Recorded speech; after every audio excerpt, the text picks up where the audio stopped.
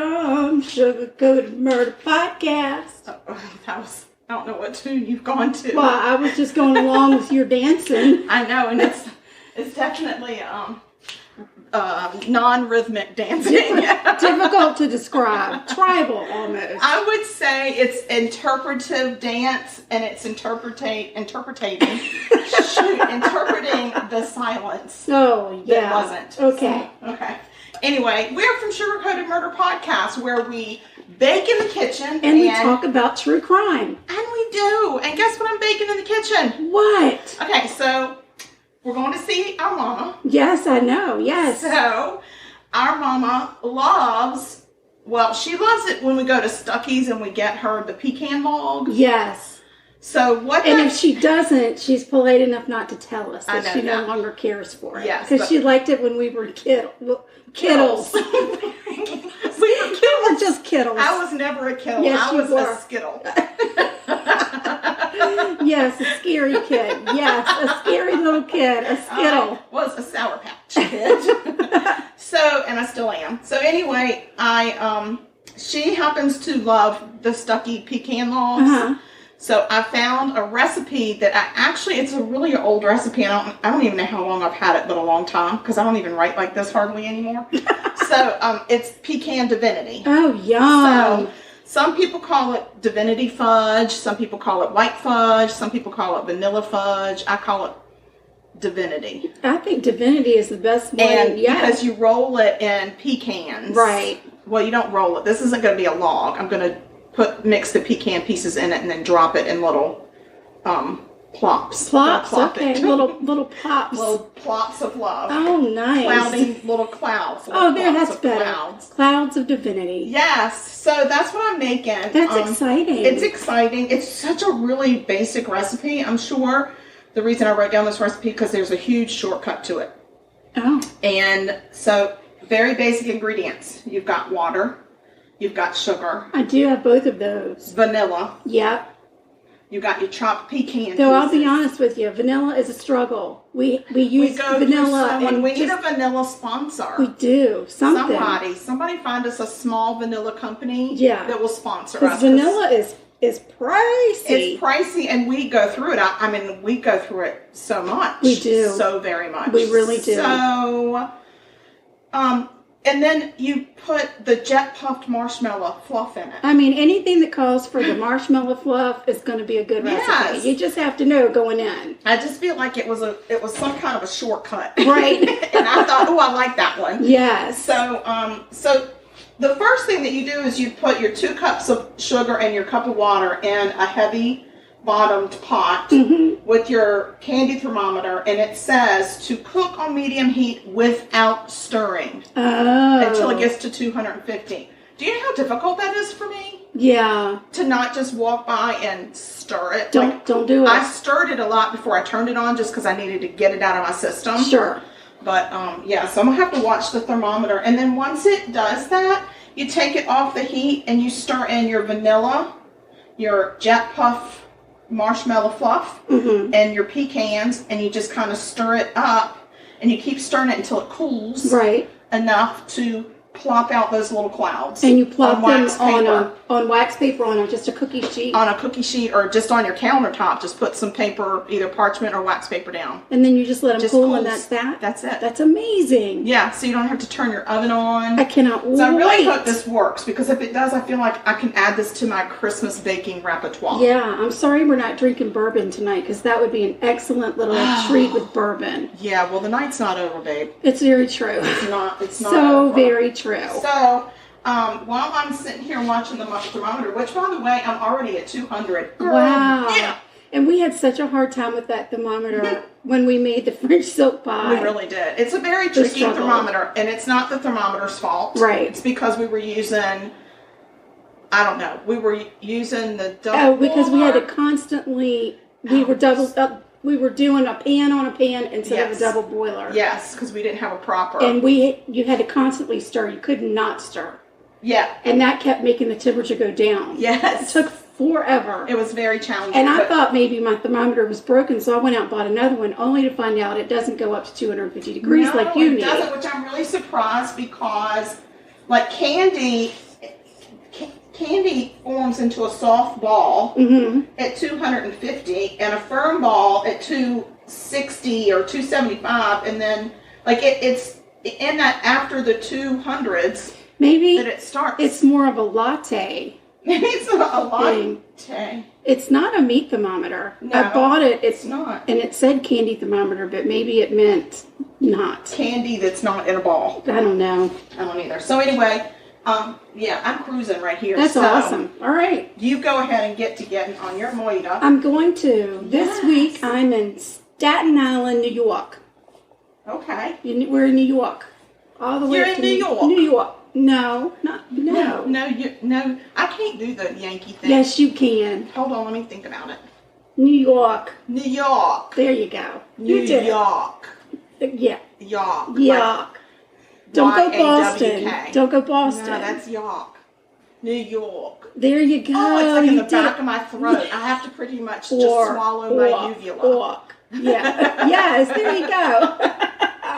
Oh my. Okay. All right, so now that our dialect coaching class is done. Listen, we can speak in so many different dialects, it's not even funny. We're a master of People should dialect. hire us to do voiceovers. Oh, please. They should. They have no idea what they're missing. Oh, my goodness. All right, so in the afternoon of July 5th, 2012, Simeonette Mapes-Crupi. Excuse me? Her name is Simeonette. Don't you love that? That's a really pretty name. I love that. Simeonette? Simeonette. Okay. She actually, her family called her Sissy. I think like a younger person in the family couldn't pronounce it, or maybe it was your brother or somebody, and they called her Sissy. But I'm going to call her Simeonette because I love that name. A gorgeous name. It's beautiful. Anyway, she was found dead. Stabbed to death in her Staten Island apartment. We just found out her pretty name. I know. It was her husband of nearly 5 years that found Simeonette stabbed to death and lying at the bottom of their stairs. He told the 911 operator that his home had been robbed and that his wife was dead. Oh, my. So Jonathan and Simeonette met in college. Simeonette was on track to be a school teacher, so she was thrilled. Sorry, I feel like I need to vent. Oh, it's very loud and disruptive to my story. Okay, so will the... Oh, yeah. Is it steam or is it... It's just steam. Oh, well, turn it on. I'll speak loudly. I'll say it loud. Loud and proud. So Simeonette was so excited because a friend of hers introduced her to Jonathan, who they went to the same school, but the school was big and they didn't know each other. Oh, they went to the same school separately. Yes, together. Correct. And he was also on track to be a teacher. So they had a lot of similarities, and their personalities were very similar. They were playful and, They like to yoke around? They yoked around a lot. And they fell in love. Aww. And then they got engaged. As lovers do. As lovers do. They married in July of 2007. Simeonette landed a job teaching social studies to high school students. And then Jonathan, he can't seem to get himself a teaching job. And, he's like, I don't know why I can't get a job. And then Simeonette's like, well, maybe I can help you get a job. And then he said, well, it turns out I never got my degree. And she's like, oh, my God, you lied? Oh, no. You lied to me? That's a little bit of an oopsie. Yeah, and she was not happy. She was not happy. No, I wouldn't be either. But he begged her for forgiveness, and they were able to work through it. That's good. And Jonathan said he wanted to get his degree. He had failed a final exam and hadn't made it to the end, but he was very close. Okay. So he... in order to do that, they had to take out a loan for $25,000. Holy moly. But Jonathan finally does get his degree. Okay. Simeonette then talks to the principal at her school and says, I really think you need to give my husband a chance. And because she is such a well-liked teacher at the school, the principal says, okay, I'll give him a chance. Oh, good. And they hire Jonathan there as an English teacher. Okay, English. English. But just something to know about Simeonette. She was such a good teacher that when her students went in to take, some of the standardized tests that you take in school, the students scored above average on the social studies portion. Wow. And when the results came back, they actually called Simeonette to the office and asked if she cheated, if she gave her students the answer. That's how well they did. And she was like, absolutely not. But because it's a placement test, the board said, we're going to have to retest these students because it's not right. It's like all these years. Right. It's so off base of what we normally see. So they made the students go in on a Saturday and they retested them and actually had a paid monitor in there to monitor the students to make sure there was no cheating. And damn it, the students didn't perform just as well, if not better. Oh my gosh, Nick, can you imagine being that student, having to go in on a Saturday to retake a test because you did so damn good on it? Right. And then only to just do damn good again? Right.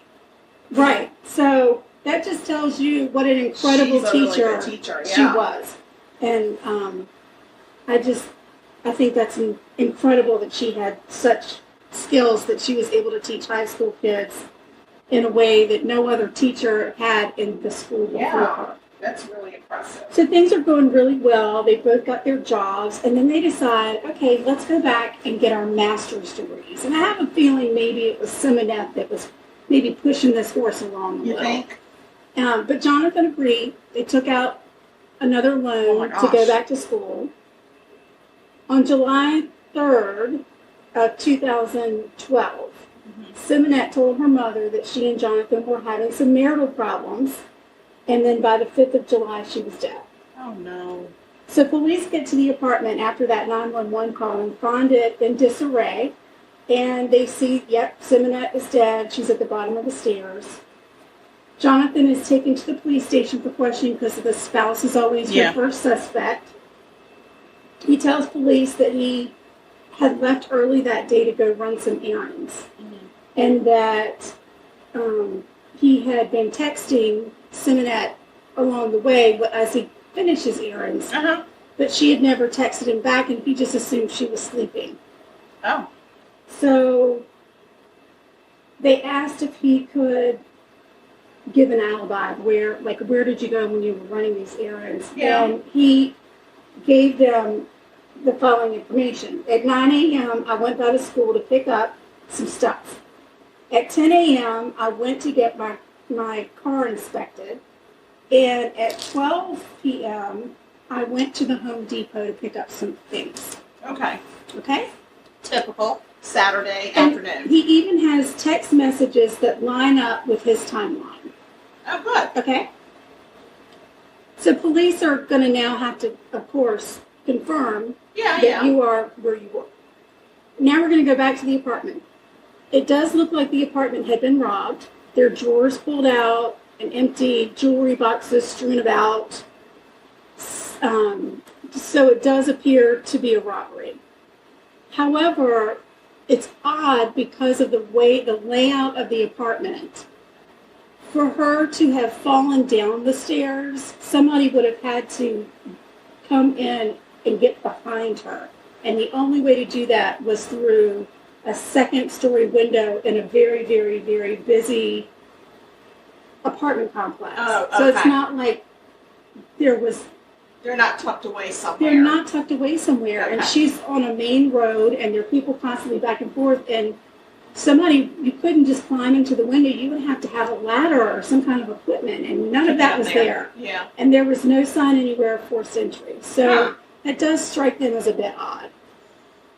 On the 10th of July, Simeonette is buried. The following day, the medical examiner's report comes back. Oh, I'm sorry. Alexa's telling me to take my trash out. We got it, Alexa. You're good. She's really good about making sure I know. Yeah. So the following day, the medical examiner report comes back. Not only had Simeonette been stabbed 15 times, oh my God, but she had bruising consistent with falling down or being pushed down the stairs. Okay. So let's think about this for a minute. If you're a robber, what have you've come in to rob? Because you probably need cash. Yes. Right? And if you come in and you see somebody and they're in your way, you're trying to get out or whatever, you are probably not going to stab them 15 times. No, because I'm going to try to maybe cut them once or push them down. Like I want to incapacitate them enough for me to get out the door. Exactly. With my stuff, because I got stuff, right? Because I'm robbing, so I got stuff. Right, and at that point, I don't even care about my stuff. I've been found out. I got to get out. I got to go. Right? Yeah. Well, whoever nobody's did going to take the time to stab her that many times for robbery. Stabbed her 15 times. Yeah, that's a lot. The stab wounds were on her back. Oh, dear. So they stabbed her in her back, her arms, her upper torso. It just, to the police, it seems like it's personal. Like somebody's very angry and they're taking it out on her. 15 times is a lot. It doesn't sound like a lot because if I had 15 cents or $15, I wouldn't be like, oh, that's so much. But stabbing somebody 15 times is a lot. It is a lot. When you think about piercing the skin, pulling out, putting back in, I mean. And that blood is flying. It's everywhere. Yeah. It's all over the place. So, there's some red flags that are definitely going up at this point. So the police are now going to start researching Jonathan's alibi. Okay.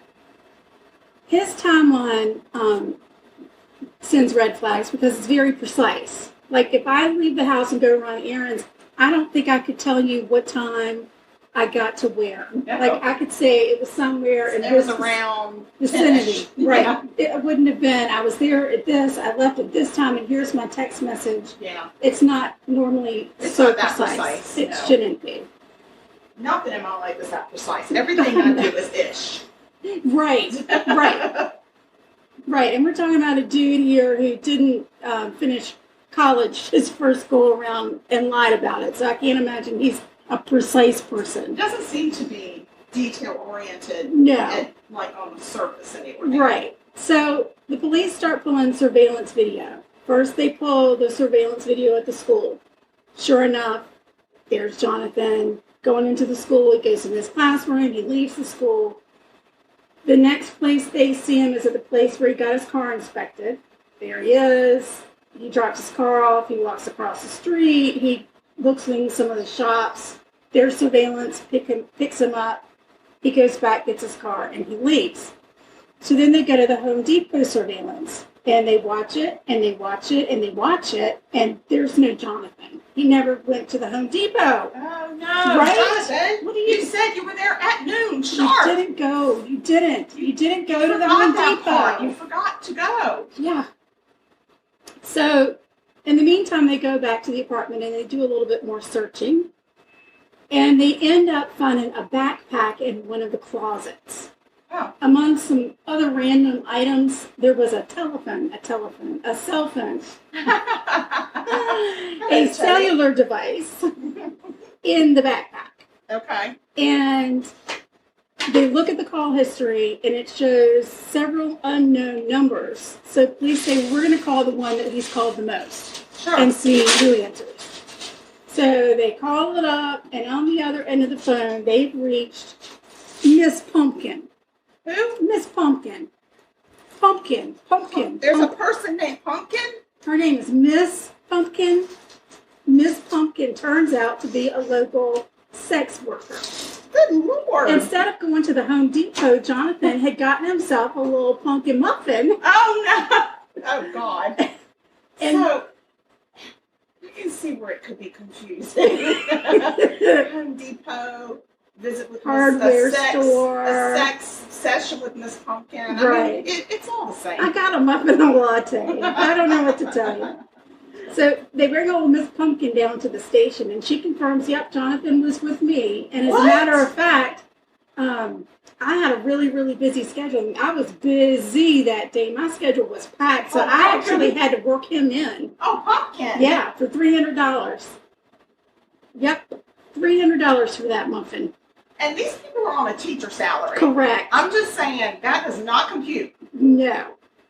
So it turns out that Simeonette had recently found out that Jonathan had been sleeping with a lot of sex workers. What? In addition, she found out that though Jonathan told her he had finished his master's program, no. he had in fact never even enrolled in the program. Nuh-uh. He had, however, taken the loan money that he had gotten to go back to school and No. spent it on strippers and sex workers What is he to the tune over a 4-year period of $50,000. This is ridiculous. $50,000. What a guy. That is a teacher's salary. That's the whole whole shebang.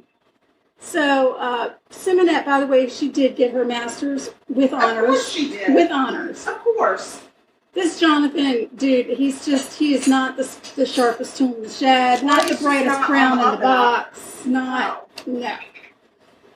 Because police also had gotten a search warrant and taken his computer. And when they look at his search history, they find questions like how to clean up a crime scene, does bleach clean up DNA? All these ridiculous questions about what do I do with the dead body? What do I mean, just like stupid stuff. This is why I can't finish school. He's stupid. Right. So, Jonathan Crupi is arrested November 13th, 2012 and charged with second-degree murder. Why is it second? I wondered that myself. Oh. That's just, I mean, I don't know. They must have said we can prove second. We may have a hard time proving first. I guess. It took them 3 years to take him to trial, so I guess they felt like maybe their evidence was shaky or whatever. Whatever happened. In September of 2015, he goes to trial and is found guilty and is sentenced to 25 years to life. He was guilty? Guilty. Guilty. You son of guilty. Guilty of the charge of murder. Oh my God. And what was his sentence? 25 years to life. Not enough.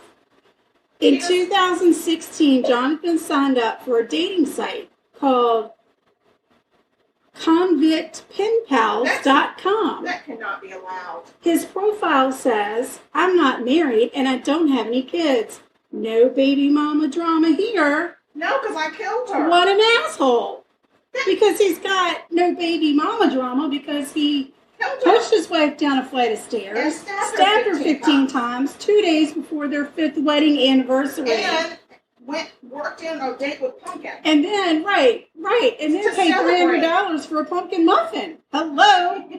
Pumpkin muffin. Oh my God. So this jackass appealed his case in 2019. His request was denied. Good. He can still appeal to the New York Court of Appeals, so I'm sure there's he and his attorneys feel that the search warrants weren't done properly. Oh, good God. Whatever. It doesn't matter. He killed her. Exactly. My whole thing is, after we find out that he killed her, it's fine. Everything else is fine. Right, the end. And I don't think that prisoners should be on prisoner No. No. This is not okay. Oh, but they are. And people go out there and do that. I don't understand it, but I'm trying hard not to pass judgment. Judge people, but... So for those of us that don't know what it means when they say 25 years to life, I did look that up because I see that to life a lot and I don't get it. Yeah. What that means is you're not eligible for parole before 25 years. You have to serve 25 years before you're eligible. And just because you're eligible doesn't mean anything because they can deny you the rest of your life. Right. So it's a life sentence. You just are up for parole in 25 years. Yeah. So fingers crossed that he doesn't get parole ever. Yeah, and that he remains in prison on his convict pen pal dating website. For sure, girl. Yeah. And that's it. Well, Poor Simone. He put out her light way too soon. I'm telling you. He traded his wife for a pumpkin. Well, and Pumpkin didn't even know. She had nothing to do with it. No, she didn't have anything to do with it. Girl. Working girl, doing her thing. Doing her thing, doing what it takes to get by. Hey, just 1 second. If you think you might need some spray to go in that purse, it's in the cabinet right behind you. There's some. She's using a little cookie scoop, and because it's a sticky batter, sometimes if you spray that metal and then you scoop your sticky batter, it comes out a little cleaner. It may or may not work. Yeah, I don't know. We're all about the kitchen hacks, y'all. Yeah, just stay tuned for those. Yeah, we're going to be giving you a lot more of the kitchen hacks. So, this is turning out really kind of cool. Well, it smells divine. It smells good over here, I gotta tell you. Your divinity smells divine. My divinity is divine. Yes. DeVanie's Divine Divinity.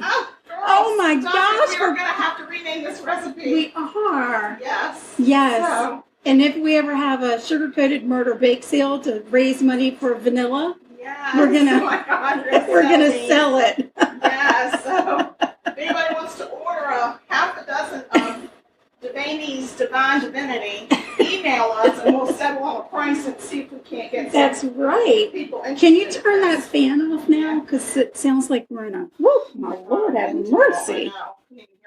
That was some crazy stuff right there. But it was steamy and I didn't want to set anything off. No, because when my smoke detector goes off, it goes off, and it also, there's a voice that says, fire, fire. And you can hear it outside the hall and outside in the It's everywhere. courtyard. And poor Trout, he falls apart about it. And then he can't get it He together cannot. the rest of the evening. That's it. That's Okay. it. So can you go on pause? Because I think I could use an assistant. I'm going to go on pause and see if I can find you an assistant. No, I just need another pan. Okay, I'll see what I can do. Thank you. Okay, we're pausing and we'll be right back, y'all. We're back. We are back. Yes, we're back. We are I back. finished putting my clouds out on the bacon sheets. They look so good. And it probably made maybe a dozen and a half. Yeah, you made them big. But they're big. You made big balls. I got big balls, guys. You could actually make those half of what I did and get a good 3 dozen out of them. Yeah, easy. Yeah. So, You need a small scooper. Yeah. Mine's not like a melon baller. that would be the perfect size because I think these are going to be a little bit rich because it's pretty much just sugar. It's sugar. It's just sugar and pecans. And vanilla. Yes. Vanilla sugar with pecan. There's nothing wrong with it. It's like a sugared pecan in the form of cloud. Yes. So we're sitting on the couch, and for some reason, Lance Bass over here has decided it's playtime, and he's bringing all the toys. But it is not playtime, Lance Bass. No, you need to lay down, buddy. All right, so the first thing I want to do is I want to talk about this missing girl because it's my turn to present a missing person case. Okay. Her name is Zoe Henry McGilwan. Uh-huh. She was last seen on December 2nd, 2020 in Lexington, South Carolina. Okay. At the time, she was 16 years old, 5'3". I'm not going to say her weight because we're girls. We don't do that. We don't do that. Even though I just got to tell you, she's just a little thing. She's little.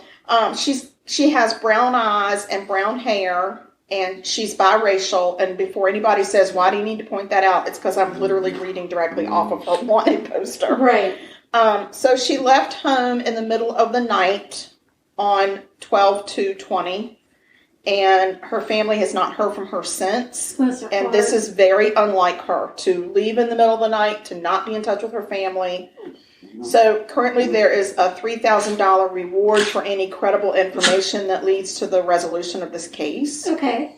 And if you have any information about her disappearance, you can contact the Lexington County Sheriff's Office, and I'll post that number along with her poster. Okay. And on all of our social media, and I'll put the case number as well that people can refer to. Perfect. Pass it along. I mean, you don't know. This girl could have been picked up and she could be in New York by now, or Connecticut, or Kansas.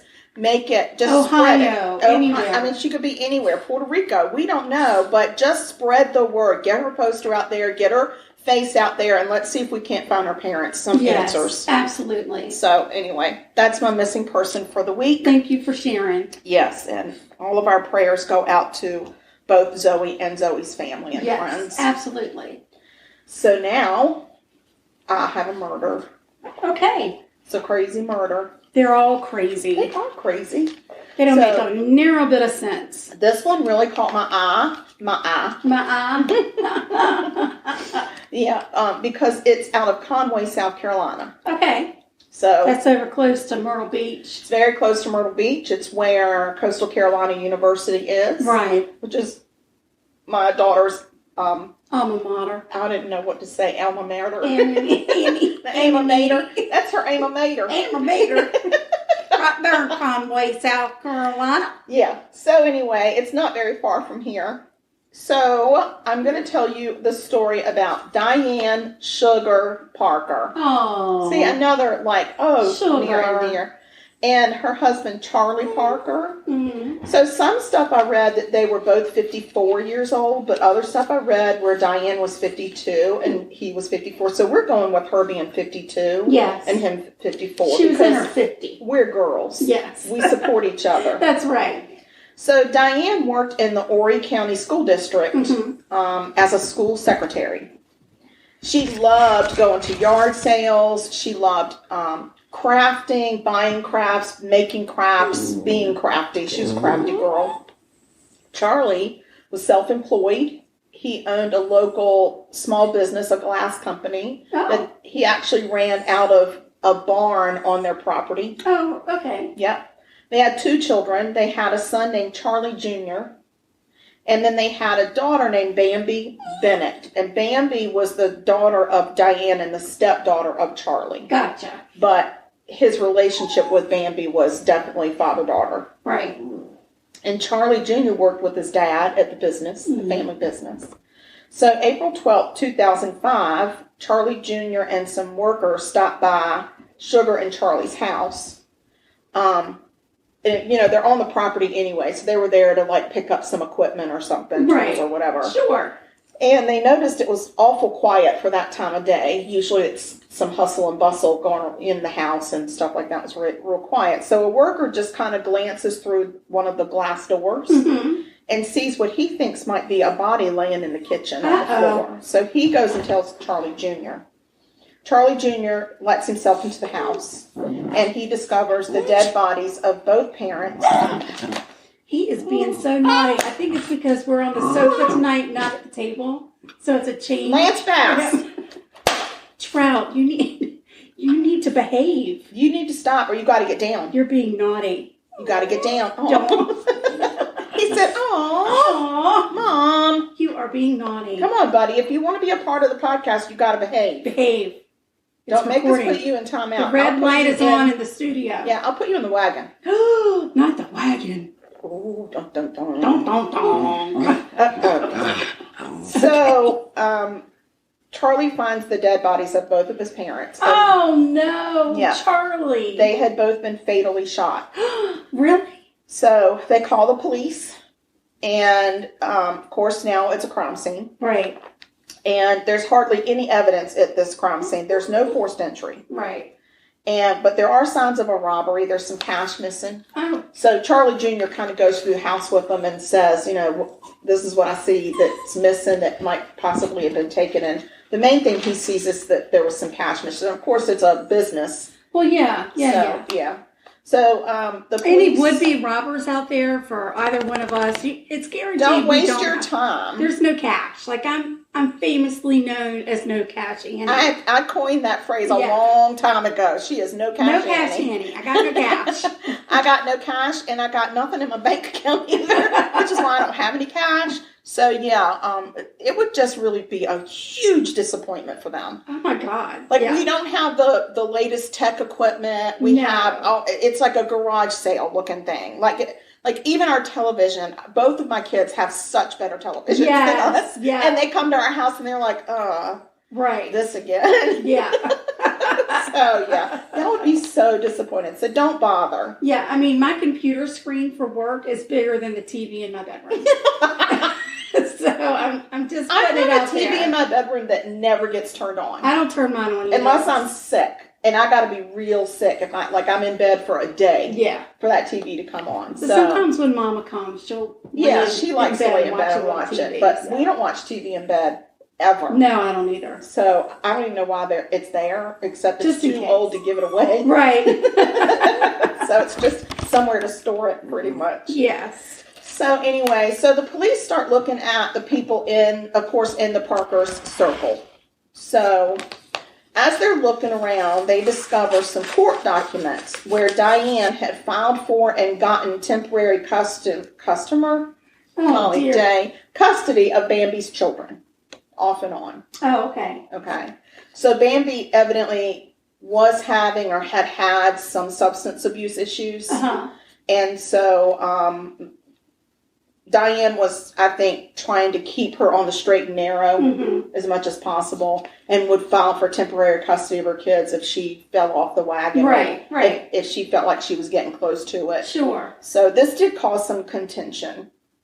And also they found documents where Bambi had inherited some land from her grandfather on her father's side. Okay.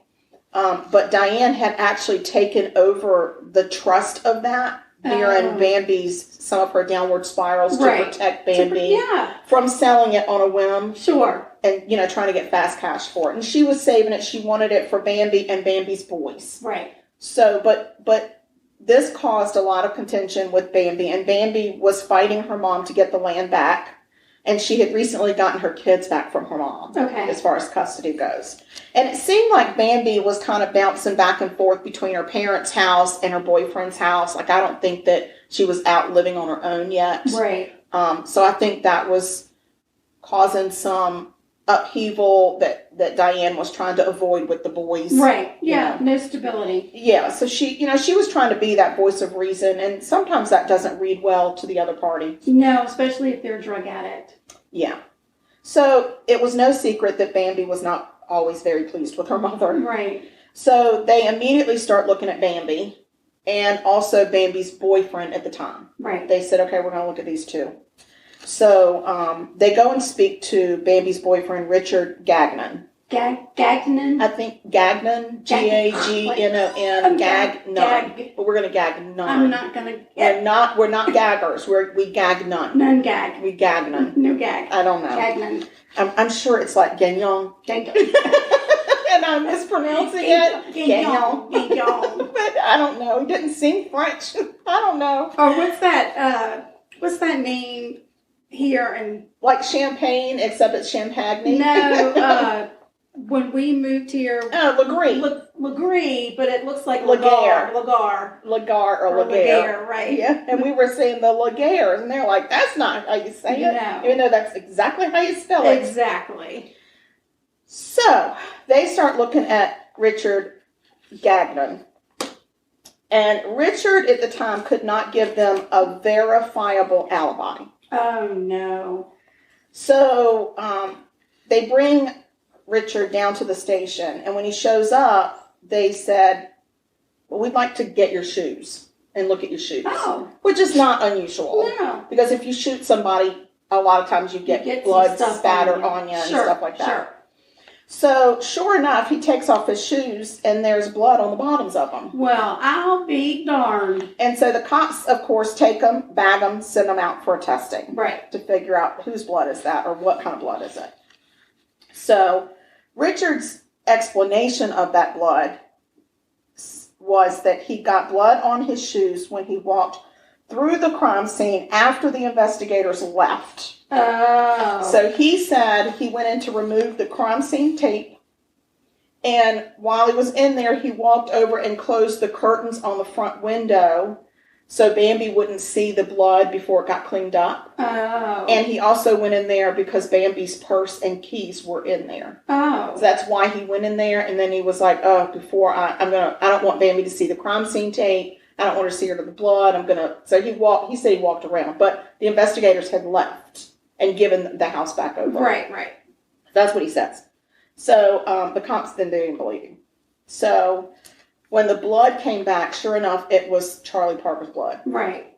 So at the crime scene, they also had collected, of course, blood and DNA evidence and all that kind of stuff, sent everything out. So on April 26th, they arrest Bambi and Richard and charge them with double homicide of the Parkers. Oh, wow. So they also looked at some others, in the circle. They talked to an employee named Khalil Moore. And he had been employed by Richard with the company, but he had been let go because he had failed a drug test. I'm going to get you. You're going to be in big trouble, mister. Trout, no. You need to go 9-8. Time out for you. 9-8. 9-8, buddy. So anyway, they went and talked to Khalil Moore. Mm-hmm. they talked to all the employees. Right. But they found out this Khalil had failed a drug test, and so Charlie had to let him go. Right. But he also, he had been he was very close to the family, and some employees said that Charlie was trying to help Khalil even though he had to let him go. He felt real bad about it. Sure. But it was policy, and he couldn't make an exception. Right. So they bring Khalil in and asked him to take a polygraph, and he passes. Okay. So they were like, he passed his polygraph. We don't have any more questions for him. They let him go. So they didn't really have anybody else to question. They felt like they had their guy. They had their guy. So the DNA test comes back from the crime scene, and they do get a hit in the database. They don't know. It comes back. Bleh, it comes back, and it's male DNA. Okay. It's not Charlie's. Right. It's not Richard's. Okay. They don't know whose it is. Whose is it? And they put it through the database, and it gets no hits. Okay. Okay, so they're like, we don't know. But they also said Charlie ran a glass business. I know, yeah, that's on the premises. Part of it. So it could be that anybody could have been in there and had a cut or cut themselves or whatever. Sure. You just don't know. And so they said, and it wasn't a lot of blood. So they were just like, or maybe Richard had an accomplice. They didn't know. Right. But Richard's blood was not on the premises. Okay. So. Well, and you wouldn't really expect it to be if they were killed with a shun gun. Shun gun. Oh my God. I think I'm having a stroke. I love it. What is a shun gun? Listen, you keep your shun gun out of my house. I'm not okay with your shun gun. I can't imagine what is happening to me. It's because I'm not drinking. I know. We should we not just do that. should have had some bourbon. We're driving tomorrow, so we're trying to not drink. But seriously, guys, you're a witness to this. I need bourbon. Oh. So anyway, Richard denies having anything to do with these murders. And eventually they let Bambi go because they got nothing on her. Right. Just that she was pissed off half the time at her mother and half the time she wasn't pissed. Right. That's it. Doesn't necessarily make you a murderer. No. And they didn't have they had nothing to keep her on. Right. So they let her go. So, and they kept talking to employees, and then they brought this Khalil back up again. And this employee said, listen, Khalil was really close to the family. He spent time in their house. He would eat meals with them. Well, that doesn't mean anything. I know, but they were saying, don't look at him because we don't think it's him. I'd be taking his DNA anyway.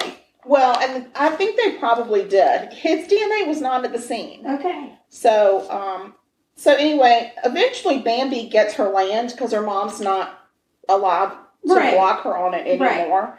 And she takes her boys and moves to North Carolina, settles on her land. Okay. And Richard, her boyfriend, never hears another word from her. Oh, so she dumped him. She said, I'm out. Yeah, and he's sitting in jail. Right. I thought that was a little cold for the murder. So maybe she thought he did it and said, I'm going to separate myself from him.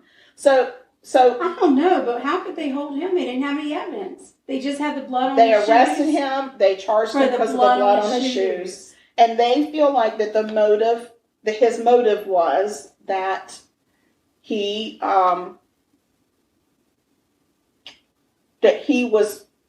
wanted to get Bambi the land, right, and any kind of insurance money so that they could go start their life together. Right. Bambi didn't seem that. She was serious about him, but it didn't seem like that was her plan. Right. So it was a little confusing, yeah. But the police said, well, we're not saying Bambi told him to. We're saying he was acting on his own. Right. And this is what his plan was. Oh, why? Just because he was in love with Bambi, he was dating her and wanted to see her win. I guess. It seems odd. It seems a little flimsy. But they go to trial. Really?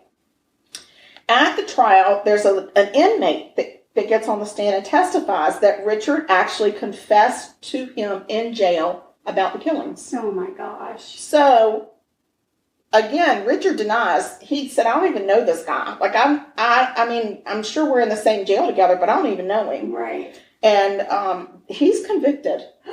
Double homicide. Lord have mercy. Based on the motive to get the land. He gets 2 life sentences with no parole. Right. So, a year later, the lead investigator from this case gets a random phone call from another investigator in Tennessee. Okay. And says, we got a hit on some DNA from your crime scene. Oh, my. They were like, oh, my gosh. So they had picked up a suspect on a burglary charge. He went to trial and was convicted. And before he went to prison, as what they do now is they swab your cheeks and they go ahead and get your DNA. Sure. It's just part of the package. Yeah.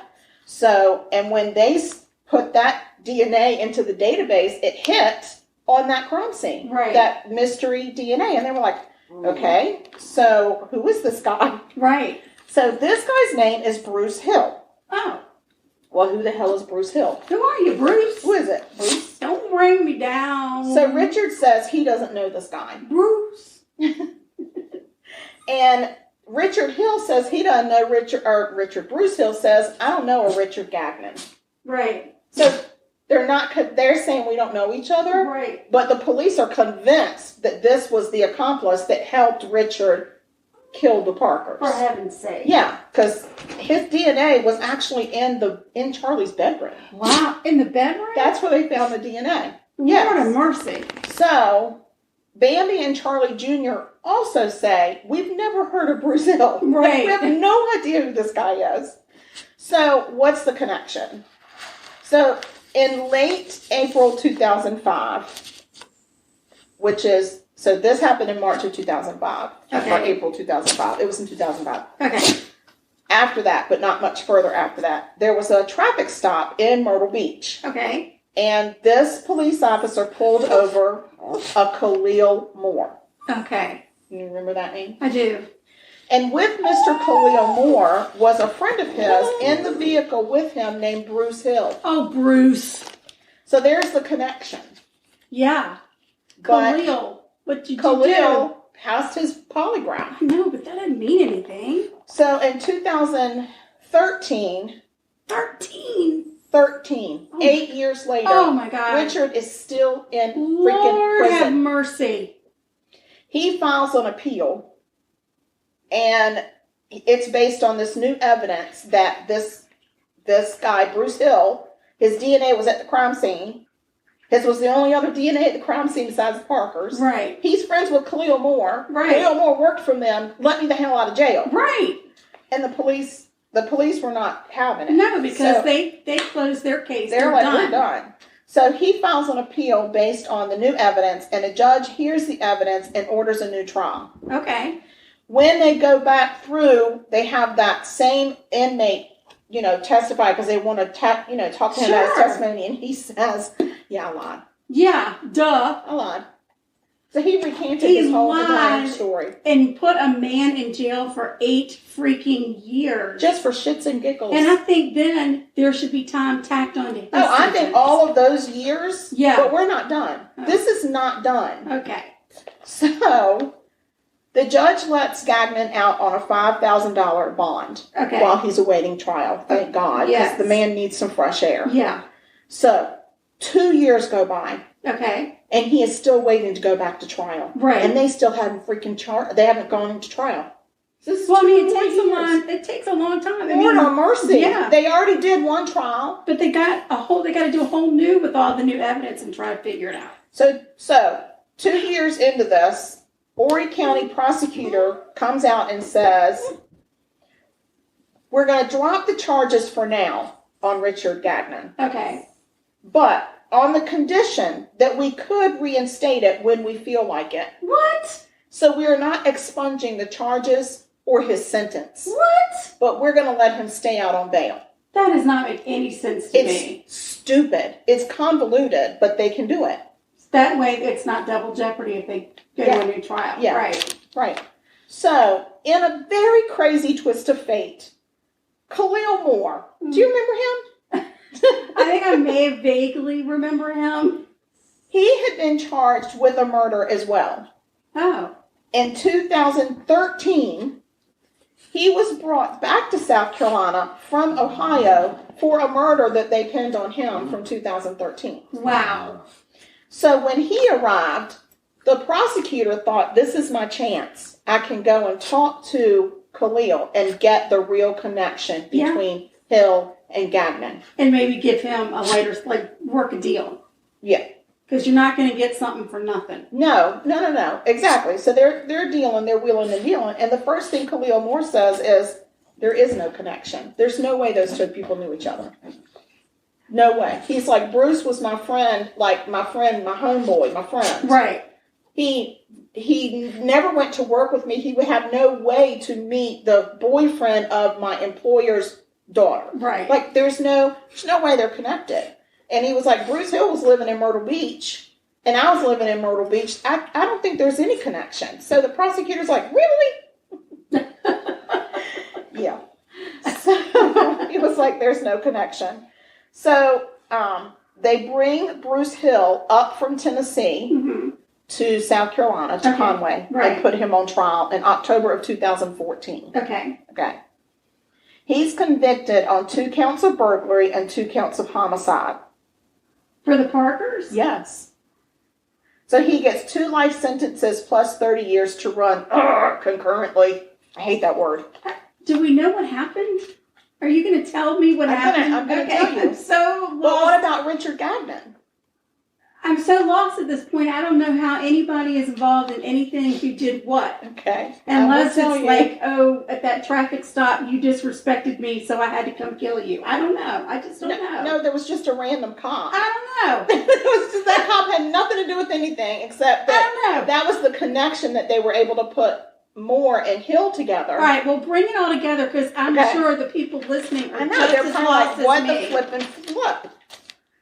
Okay, so so this is what happened. What happened was Khalil talked all the time about the Parkers because they treated him so nicely. I went to dinner at their house. He's such a great guy. They have, I work at his business, this, that, and the other. And Bruce Hill just decides randomly to go rob those 2. Oh. Just randomly, right? He knocks on the door, and Charlie Parker just lets him in because he's just like, sure, come on. I'm running a business. You could be a client. You could be somebody applying for a job, whatever. Or Khalil's friend. Yeah. They don't think that Charlie even knew him. They think that Charlie just opened the door. But when he got in there, he decided he was going to rob him, and somehow got Richard back in the bedroom. There must have been a safe, or he must have thought there was a safe. Mm-hmm. They don't know how he cut himself and left a drop of blood there, but he did, and shot and killed Richard. And then I guess Diane Sugar tried to run for it, and he shot her in the kitchen. Mm. And then he left, took some cash and left. And he told them that this is That's what the police say happened. Okay, so that's what they say. He's convicted. He's going to jail. But Richard Gagnon is still standing there going, hello. Right. And they wanted to connect those 2 together. They did not. Well, sure, because they look like assholes for sending this guy to jail. Yeah. And they open themselves up to a big old lawsuit if they then come out and say, well, there was no connection, our bad. Mm-hmm. Well, it was their bad. Yeah. So I found something called the National Registry of Exonerations. Mm-hmm. Didn't even know this existed, but it does. I'm glad. Yeah.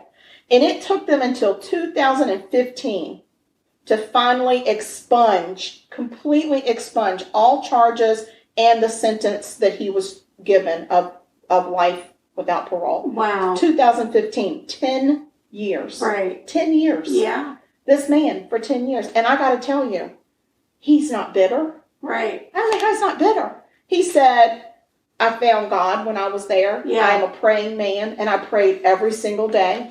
He says that if it weren't for this attorney, it's so funny because this attorney, and I don't remember his name. I didn't write it down because I'm not a great journalist.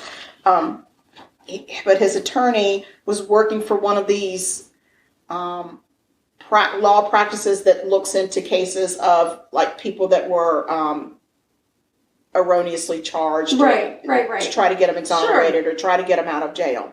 And this guy had lost all hope. Right. And this guy, he writes to them, to this law practice or organization, and this guy comes in.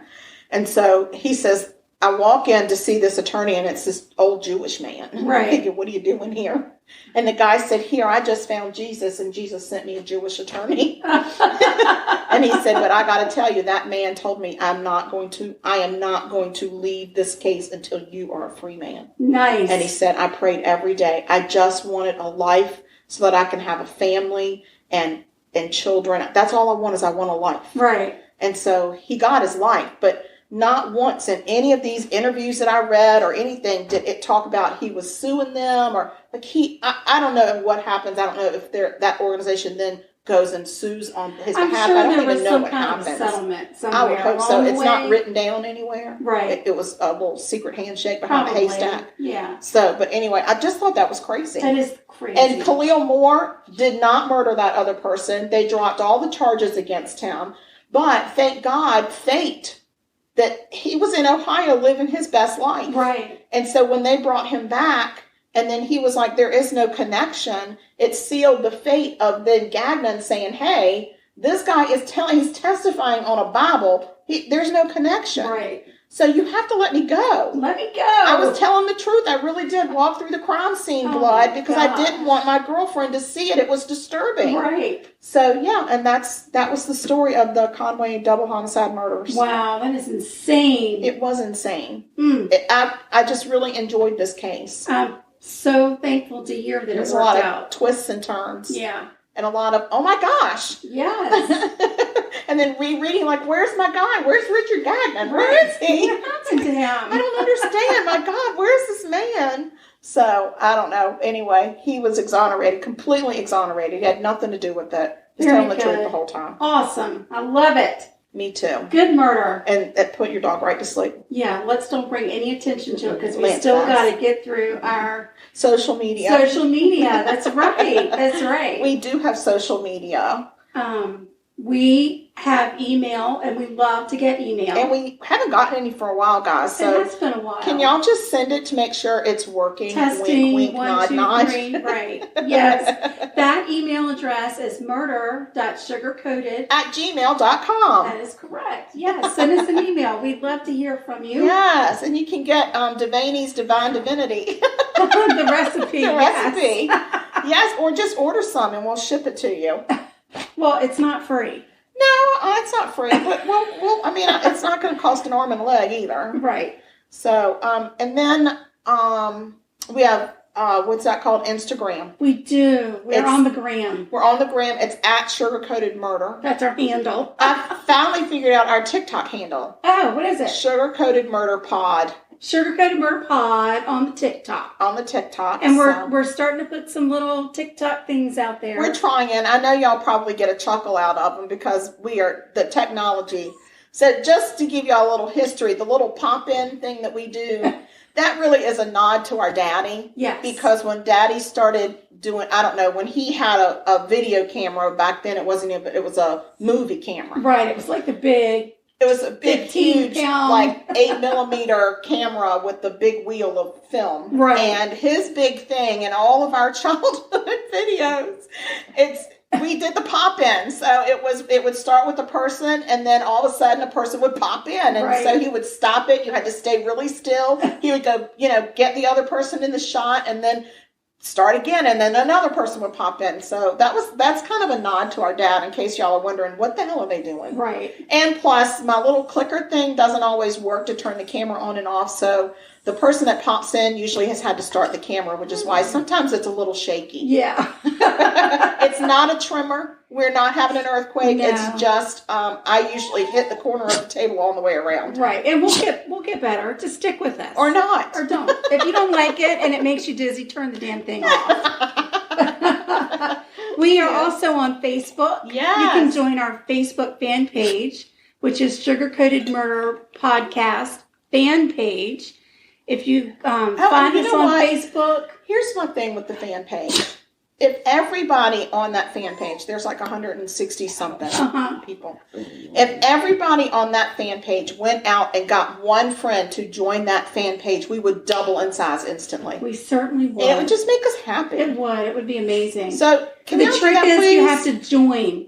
You actually have to join the fan page. You have to hit join. Hit join. You don't even have to answer questions for No. us. We don't care. No. We just want people to join. Yeah, that'd be great. Yeah. Or if you just are completely against joining groups, just go out to our regular Facebook page. Sugar-Coated Murder Podcast. And just like us. Like it. Or you can just like the fan page too. Either way. Then you'll still get stuff. I mean, you'll still see like episodes that post and stuff. But on the fan page... Oh, goodness, the dog's got some allergies. Oh, my goodness, God bless you. Oh, no. And now he's in circles. On the fan page, we always put the episode out the day before anybody else knows about it. Yep. We put pictures and memes and that kind of stuff. Yeah. And so, I don't know. It might be time for us to do another Facebook Live situation. I'm not sure. We struggle. We'll try. Struggle. We'll see what happens. Struggle. Yeah, we struggle. We'll see what happens. We also, what else? Oh, we are also always open to donations through Buy Me a Cup. Yes, and just think, a cup of coffee is equal to a little teeny thing of vanilla. Yeah, one cup of coffee buys us the smallest size vanilla. So think of it as not buying us coffee, but buying us vanilla. Yeah, buy me a vanilla. That's right. Yeah. That's right. You can click on our link tree.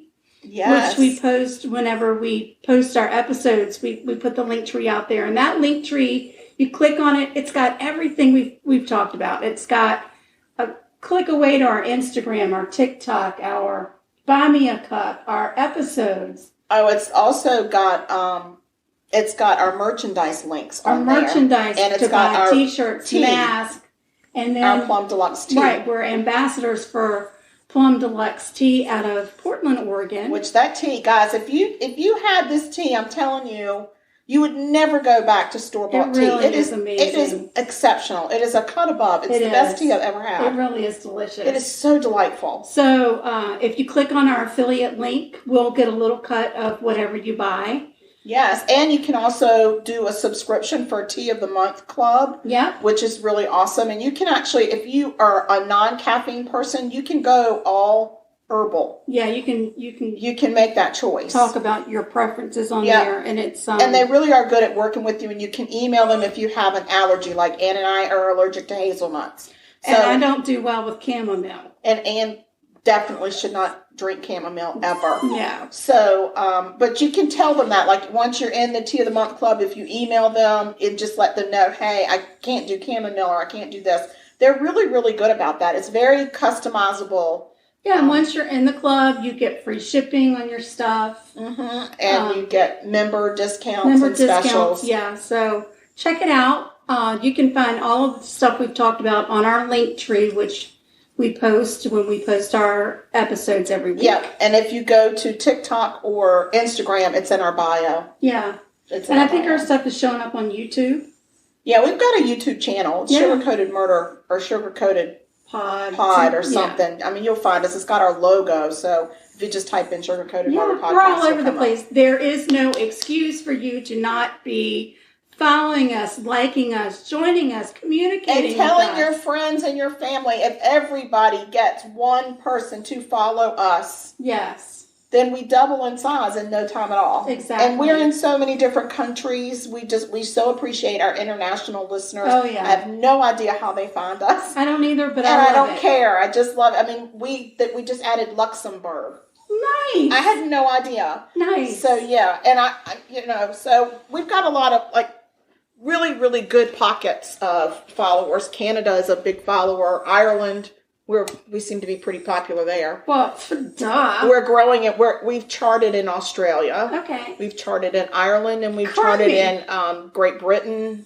So yeah, so we're around, but we really we just don't turn anybody away. We love everybody. We pretty much do, but are you going to keep on yipping and yapping, or are you going to serve up some divinity? I'm going to go get some DeVanie's Divine Divinity. I don't know what's happening, but when I bake, I'm expected to bring a portion, and we try it, and we're ooh and ahhing, and I'm sitting here waiting for you to get up and get your hind parts in my kitchen and get me what I want. Oh my gosh, so demanding. I mean, I can't help it. So anyway, we're traveling to see Momma this weekend. It should be a good time. The weather should be nice.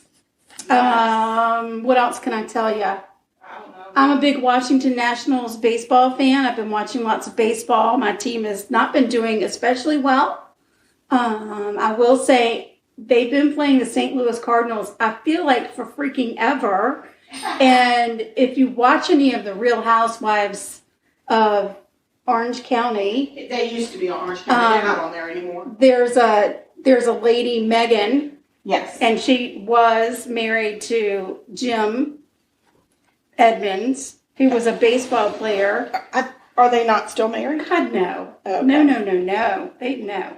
Oh, So, and he's been commentating on these games, and he drives me freaking crazy. I'm ready for him to be gone. Like, I don't even want to watch the games anymore because he drives me bananas. I got it. Yeah. All right, let's taste this Divinity. Oh my God, that is so good. I hope Mama likes it. I'm gonna love it. I really hope so. Well, guys, we love you. We do. We hope that you will remember, stay sweet. And don't murder. Because if you kill people, we will talk about you. And it won't be pretty. Nope, y'all. Have a great week. We love you. Safe. Goodbye. Bye.